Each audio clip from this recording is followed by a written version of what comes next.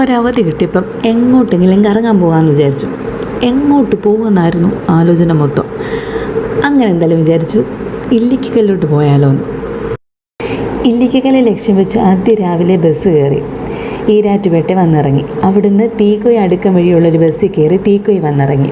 ഇനി തീക്കോയി ഇല്ലിക്കക്കല്ല് വരണമെങ്കിൽ ഒന്നിക്ക് സ്വന്തമായിട്ട് വണ്ടി വേണം, അല്ലെങ്കിൽ ഓട്ടോയോ ടാക്സിയോ ഒക്കെ വിളിച്ച് മാത്രമേ ഇല്ലിക്കക്കല്ല് വരാൻ പറ്റത്തുള്ളൂ.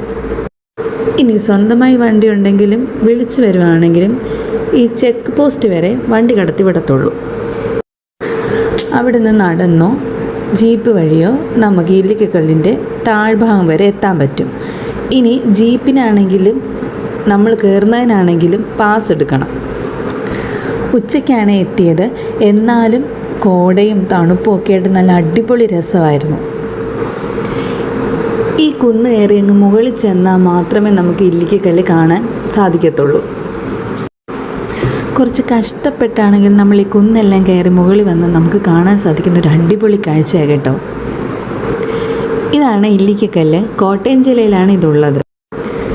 ഈ കുന്നിൻ്റെ മുകളിൽ നിന്നുള്ള ചുറ്റുപാടുള്ള കാഴ്ച എന്ന് പറഞ്ഞത് ഭയങ്കര രസമായിരുന്നു കേട്ടോ. ഫുള്ള് കോടയൊക്കെ ആയിട്ട് പച്ചപ്പും കുന്നും ഒക്കെ ആയിട്ട് നല്ല അടിപൊളി രസമായിരുന്നു. അങ്ങനെ ഇല്ലിക്കക്കല്ലൊക്കെ കണ്ടു കഴിഞ്ഞ് ഇനി താഴോട്ട് ഇറങ്ങാനുള്ള പരിശ്രമത്തിലാണ്. ഭയങ്കര കഷ്ടപ്പാടാണ് കേട്ടോ. കാരണം കയറി വരുന്നത് പോലല്ല ഇറങ്ങിപ്പോവാന്നുള്ളത്.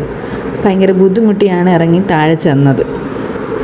നടുവേനയും മുട്ടുവേനയൊക്കെ ഉള്ളവർ കുറച്ചൊന്ന് പ്രയാസപ്പെടും ഇതൊന്ന് കയറി ഒന്ന് ഇറങ്ങണമെന്നുണ്ടെങ്കിൽ. എന്നാൽ നല്ല അടിപൊളി രസമായിരുന്നു കേട്ടോ. നല്ലൊരു അനുഭവമായിരുന്നു ഇല്ലിക്കക്കല്ലിലേക്കുള്ള യാത്ര.